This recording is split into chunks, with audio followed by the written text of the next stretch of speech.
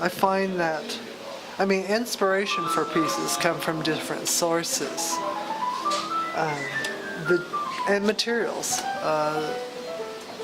Certain very common materials, like I've used stamps in these landscapes, but stamps, particularly older stamps, are little art pieces in their own right. Originally they were true little etchings. And when you rub them, you can feel the lines of the ink and that.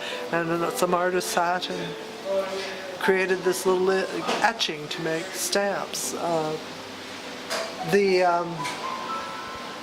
the other is with stamps, you get a physical, you know where they're from. It tells you what country. And so using that particular material allows me to make a comment about the piece. And these two pieces, particularly after 9/11, we became incredibly aware of borders, and that there was this, we have barriers between countries, and so I've used the stamps to portray Canada and the U.S. and from landscape, and this is U.S. territory, this is Canadian territory, so I'll use my stamps to portray that. So there's a multitude, and yet it's basically a landscape. But there's this other stuff in there too. So I have one there with just 1-inch squares of color randomly placed.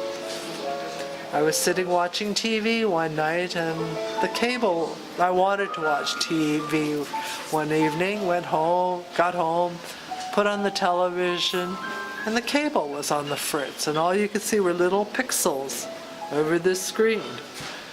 And I really wanted to watch TV that night. So I phoned the cable company, and of course, they're having difficulty, so you're on hold, and I'm sitting there with this phone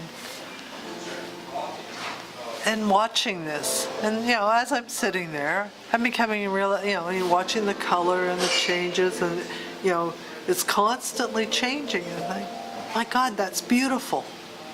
Those little squares of color and moving around, there's this incredibly beautiful thing here.